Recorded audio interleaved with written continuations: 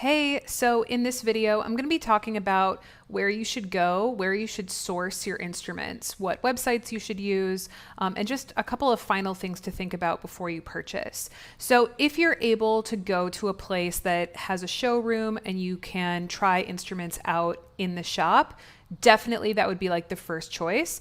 But otherwise, I would highly encourage you to purchase from websites that have sound clips. So Gongs Unlimited is really great. They have sound clips for every type of gong that they use. I think the Gong Shop is starting to do that. They have sound clips for some things, but not everything. And Sunreed is also really great about having sound clips for their instruments. So I would start there because you don't want to be surprised at how your gong sounds when you purchase it online. And especially just with gongs, there's so much variation, there's so much variety, and sometimes it can be surprising, even with all we've learned through the qualities of instruments. Sometimes like there are exceptions to the rules and there are unusual instruments that don't follow those norms. So definitely see if you can listen to the instrument before you purchase. I also highly encourage you to buy secondhand. There are lots of Facebook groups where people are buying and selling their stuff. I personally think of my instruments as like constantly changing. I mean, I do the same thing with my closet. I'll wear some things for a while and then like I decide I grow out of them or it's not really my style anymore. So I'll sell it on like Poshmark or something like that and exchange it for something new. And I kind of think of my instruments that way also. Also, you know, a lot of times people move and they don't want to pack up all of their things. Like, for example, I'm going to be moving off of the island of Hawaii soon. And so instead of bringing all of my instruments with me, I'm going to sell a lot of my instruments here and then buy new instruments when I get to the other place. Another thing to think about is that metal instruments tend to appreciate over time. They actually tend to sound better over time. And this is maybe a subjective thing, but the more that metal instruments, when you first get them, they're kind of stiff. And this is something that happens in the orchestra. Like I play with the Philadelphia Orchestra, which has this long tradition, and the cymbals that they use and the gongs they use, they've had for literally like decades. The cymbals have gone through like generations of people playing in that orchestra. And the thing with it is when you first get a metal instrument, they tend to be kind of like stiff. But then once you sort of break them in and wear them in, they get used to vibrating more. And so they become more responsive. So the older a metal instrument is, the more responsive it is, generally tends to draw out some darker tones, some lower overtones, which is a sound that's preferred in a lot of orchestras. But anyway, metal instruments that are old, definitely don't think of those as being less good. They actually might even sound better. Facebook groups are selling gear. I generally would avoid overly aesthetic gongs, like ones that have like a heart lathed onto it or like a peace sign or something like that. That's usually when something is made to look aesthetically pleasing like that, they're sacrificing the tone. So that's just my opinion. If the way that it looks is more important to you, then that's totally valid and totally fine also. Also, the Grata Sonora gongs, for instance, they are aesthetically beautiful. But the sound that they get, there's a little bit less variety in the sound that your gong can get because it has so much done so that it looks that way. But that said, they have a really unique sound. They have a really beautiful sound. It's just very specific. So I'm not saying don't go with that, but definitely with like the peace sign or the hearts or things where like the gong is hammered in that way, I would avoid that. If there's things painted on the gong, that's going to be okay. And that's not going to affect the sound of the gong so much. So I've seen like there are like mandala gongs and gongs with like sacred geometry painted on it. or if it's etched. I know Sean Aceto, who's like artisanal gong maker. He makes these gongs where these patterns are just very lightly etched. That's okay. But when like the structure of the gong is shaped in a way so that it's in the shape of a heart, I would avoid those personally.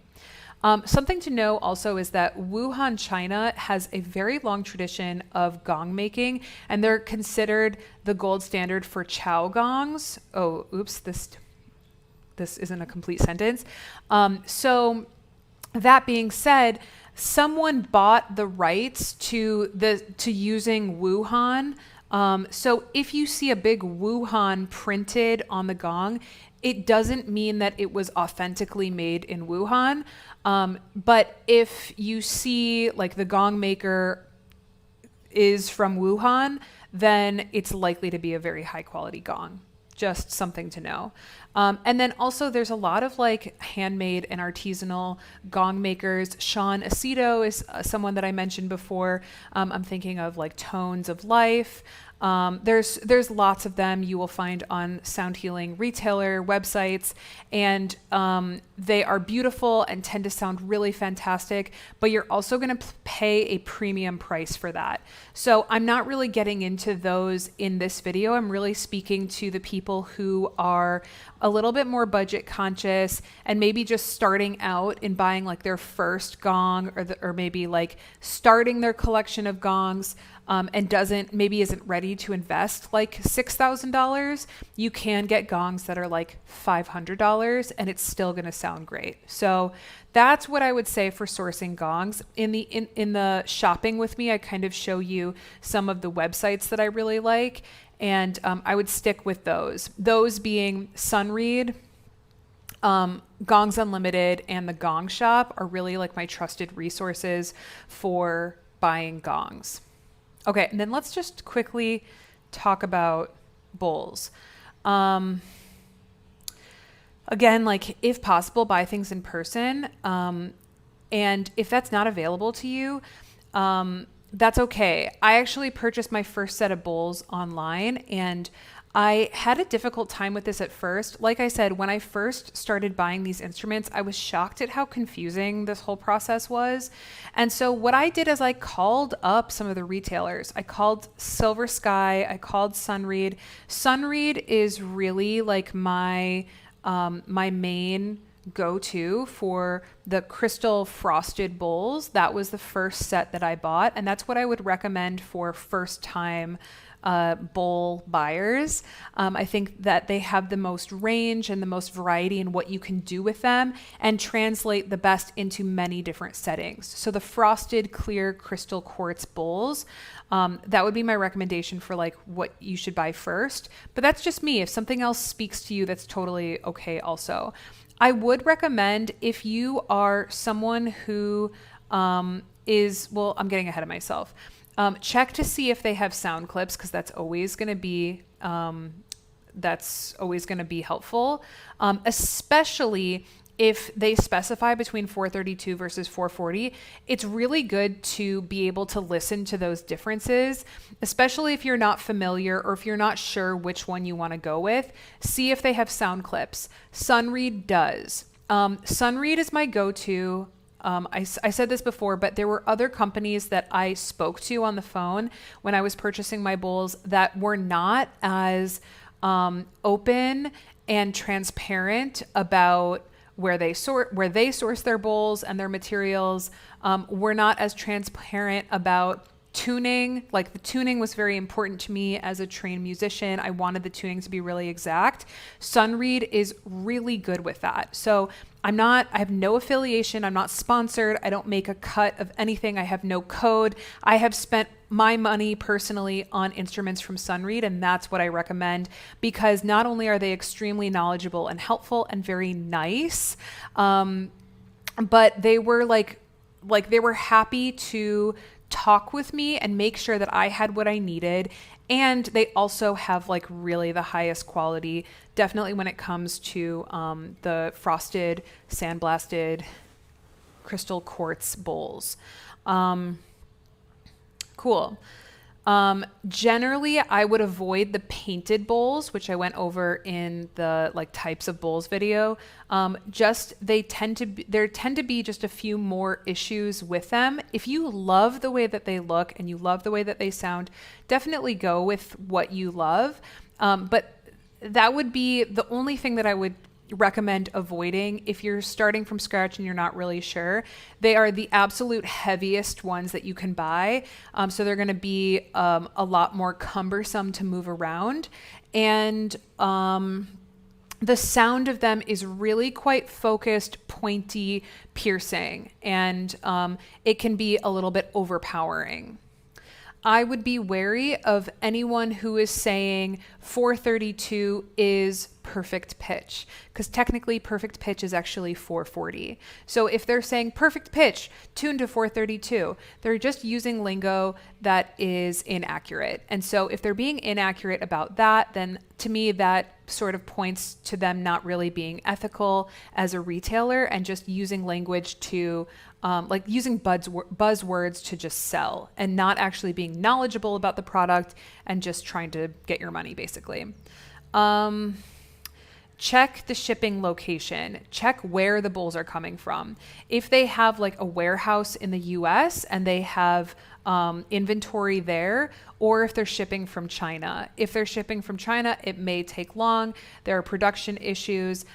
When I made this was also in 2021, so things may have changed as we sort of like the COVID era is like sort of dissipating a little bit, and maybe we have fewer production issues coming out of China now. I don't know. Another thing I would really think about is to consider buying, if you want to buy a whole set, consider saving up and waiting until you can get the full 7 or 8 bowl set, because usually you can get them for a cheaper price if you buy them all together. And then also the bowls are going to be tuned better to each other as a set. Whereas if you buy 3 bowls now and then you buy 4 bowls later, they might not all go together as well with their intonation. If the intonation doesn't bother you, if that's not something that you really notice or hear, then it's totally fine. But just something to think about, you tend to get a discount when you buy, like each bowl individually ends up costing less when you buy them in a set of 7 or 8. And then I have a little separate video and some notes on crystal tones. If you want to buy alchemy bowls are the really beautiful crystal bowls that are also infused with other crystals and gemstones and precious metals. So there are gold bowls, there are emerald bowls, there are amethyst bowls, and they're stunning. I would say if you want to go for those, places like Sunreed offer alchemy bowls. But I would say if you're going to go for it, you might as well go for the gold and get the crystal tones. They are really like the highest quality and really beautiful, and they have a really beautiful sound. But something to know about them is that they're extremely expensive. The lowest cost for a single bowl is going to be, I think, $1,200. And it's basically limitless. You can get a single bowl that is $10,000 or even $15,000 or $20,000. So the sky's the limit with the price. So just know that like the range, we're operating at a different scale. They're very high end, and know that there is a bit of an MLM system with this, where you need to work with a representative, and that representative gets a commission. There are bowl distributors who offer bowl matching services. So you can have like a consultation and they'll meet with you. I think people do this virtually, and they'll earn a commission off of whatever you buy. And then I think if you don't buy anything, you need to pay like $50 or something for like the time spent. And then also know, if you notice other people in this sound healing world that have like a ton of these alchemy bowls, there's also something called an ambassador. I think I may have mentioned this in the previous video about crystal tones, but once someone has purchased, like, I don't know how many it is. I think it needs to be like 50 bowls, or maybe it's 30 bowls. But, you know, if each bowl is like $1,200 at a minimum, that's someone who's really spent a lot of money there. They can become an ambassador. And what that is they will need to buy a certain amount of bowls per year, but they get 50% off It's sort of like a like Young Living essential oils or another MLM type of system. Just know that if you see someone that has a ton of bowls and you're like, how are they doing this? There is a system that you can kind of like enter into if that's something that interests you, or if you're just wondering like, how does that person like financially make that work? So I would just recommend, if you would like recommendations for a Crystal Tones distributor, feel free to reach out to me. You're always welcome to email me at themetamusician@gmail.com. It's the dot or like period, the period meta period musician@gmail.com. And feel free to just ask me for any recommendations for Crystal Tones bowl distributors.